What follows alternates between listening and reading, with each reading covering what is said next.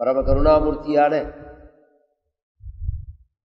ஸ்ரீயப்பதியான பகவானுடைய ஞான கலாவதாரமான வியாசாச்சாரியாலால் செய்யப்பட்டதான 5வது வேதமான பாரதம் என்ற இதிகாசம் வைசம்பாயன மகர்ஷியால்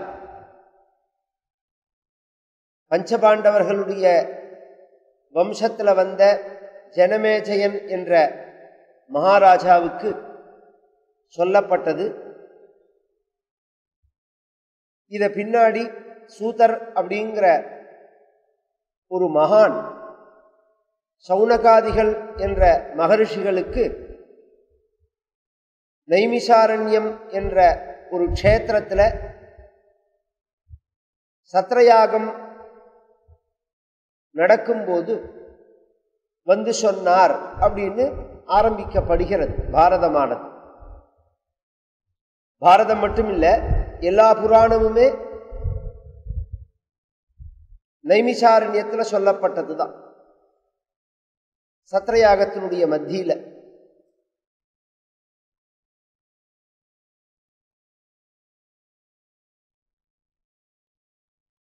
அதனாலதான் இந்த இடத்துக்கு நைமிசாரண்ய மண்டபம்னு பேர்.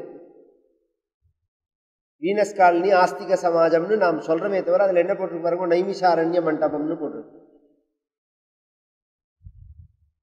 பகவான் வந்து காடு வடிவத்துல பிரம்மா யாகம் பண்ணும்போது வந்து காட்சி கொடுத்த இடத்துக்கு நைமிசாரண்யம்னு பேர். 3 இடத்துல பிரம்மா யாகம் பண்ணினார். முதல்ல புஷ்கர் அப்படிங்கிற இடத்துல யாகம் பண்ணினார். பகவான் ஜல வடிவில் வந்தார், தீர்த்த ரூபியா வந்தான். அதனால தீர்த்தங்கள்ல உயர்ந்தது புஷ்கரம் தான். புஷ்கரந்து சுதுஷ்கரம் அப்படின்னு புராணங்கள்ல சொல்லப்பட்டு, கங்கையில கூட போய் ஸ்நானம் பண்ணிட்டு வந்துடலாம், புஷ்கரத்துல ஸ்நானம் கிடைக்காது. வாழ்க்கையில ஒரு தடவையாவது புஷ்கரத்துல ஸ்நானம் பண்ணிட்டு வரணும். இன்னைக்கு நம்ம ஒரு ஆராதனைகள்லாம் பண்ணும்போது தீர்த்த நாராயண பூஜைன்னு பண்றோமோ, இந்த தீர்த்த நாராயணருங்கிற சப்தமே அதனாலதான் வந்தது. அங்க பகவான் தீர்த்த நாராயணனா அந்த ஊர்ல தான், அந்த க்ஷேத்திரத்துல தான் பகவான் தீர்த்த நாராயணனாக பிரகாசிக்கிறது. பிரம்மா திரும்பவும் அவருக்கு முழுசா மனசு பகவான தீர்த்த வடிவத்துல பார்த்தோம், அவருக்கு மனசு திருப்தி அடையல. நைமிசாரண்யத்துல வந்து பண்ணினார். இதுக்கு லக்னோ பக்கத்துல இருக்குது. அந்த இடத்துல வந்து யாகம் பண்ணினார் பிரம்மா. அங்க பகவான் அரண்ய ரூபத்துல வந்துட்டார், காடு வடிவில். இதெல்லாம் புராணங்கள்லாம் வெறும் கட்டுக்கதைகள் இல்லை, சத்தியம்ங்கிறதுக்கு ஒரு உதாரணம் சொல்லணும்னா, இன்னைக்கும் புஷ்கரத்துல 3 கால பூஜை குளத்துக்கு தான். கோவில்ல எப்படி பூஜை பண்றாலோ அது மாதிரி அந்த குளத்தை பூஜை பண்ணுவா. இன்னைக்கும் பூஜை நடக்கிறது. நைமிசாரண்யத்துக்கு போனோம்னா ஒரு 80 கிலோமீட்டர் சுத்தி உள்ள ஜனங்கள் ஒரு செடி கொடியை கூட உடிக்க மாட்டான், வெட்டவே மாட்டான். நாம வெட்டினா தொலைச்சுக்கிட்டு நம்மள. அந்த மரமானது அதுவா பட்டு விழணும் கீழே. ஏன்னா அங்க இருக்கிற வனங்கள்ல உள்ள அத்தனை விருட்சங்களும் பகவத் ஸ்வரூபம் அப்படிங்கிறதுக்காக.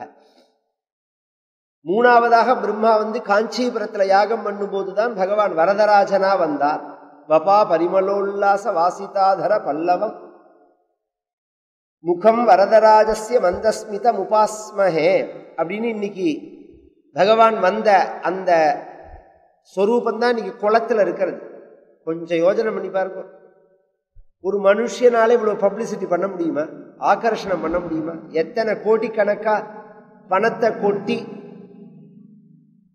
கோவில் ஆலயங்கள் என்னென்னவோ கட்டிட்டு அதுக்கு எத்தனை விதமான அட்வர்டைஸ்மெண்ட் பண்ணி ஜனங்கள் வராம ஓடுறது. இந்த அத்திவரதை பார்க்கறதுக்கு என்ன கூட்டம். நாம் என்ன நினைச்சிட்டு இருக்கோம், இப்பதான் கூட்டம்னு இல்லை, இதுக்கு முன்னாடியே இருந்தது. அப்ப இவ்வளவு பப்ளிசிட்டி கிடையாது, வெளியில தெரியல. ஆனா ஜனங்கள் எல்லாரும் வந்துட்டு போனார்கள். ஏன்னா பகவானுடைய அந்த முகம் முழுக்க பார்த்தா அந்த தீயிலேருந்து வந்ததுனால அந்த முகத்திலேயே தெரியும். அது இப்படி பகவான் அரண்ய ரூபமா வந்த அந்த நைமிஷாரண்யத்துல மகரிஷிகள்லாம் சத்ரயாகம்னு ஒரு யாகம் பண்ணினார்கள். அந்த யாகத்தினுடைய மத்தியில இங்க பொதுவா சாஸ்திரங்கள்ல கர்ம விராமே பிரம்ம விசாரகான்னு நம்ம ஒரு உற்சவம் பண்றோம்னா அந்த உற்சவத்திலேயே கவனிச்சேன்னா கோவிலில் ஒரு பெரிய உற்சவம் நடக்கும். உற்சவத்துக்கு நடுப்புல பாட்டு கச்சேரி நடக்கும், உபன்யாசம் நடக்கும், கிராமாந்தர நாடகங்கள் நடக்கும். ஏன் யாருக்கா தெரியுமா அது ஏன் பண்றான்னு? அந்த கோவில்ல வழிபாடு பண்ற டைம் போக மிச்ச டைம் வேஸ்ட் ஆகக்கூடாது. ஒரு 5 நாள் உற்சவம்னா பூஜை நடக்கிற சமயம் போக மிச்ச டைம் இருக்கு மத்தியில. மிச்ச டயத்துல ஜனங்களுடைய அந்த மைண்டு வெளியில போகக்கூடாது. பகவானை தியானம் பண்ணணும், பகவானை நினைக்கணும். அப்படிங்கிறதுக்காக பகவத் சம்பந்தமான நிகழ்ச்சிகளை நடத்துறது. கிராமங்களில் ஊர் திருவிழான்னா மாரியம்மன் திருவிழா 10 நாள் நடக்கும்னா 10 நாள் ராத்திரி தான் நாடகம் நடக்கும்.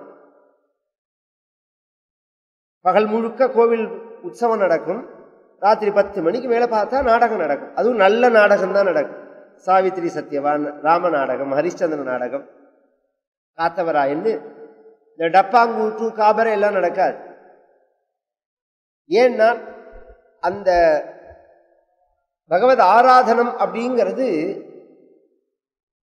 பகவானை நினைப்பதற்காக நாம் பண்ணக்கூடிய காரியம்.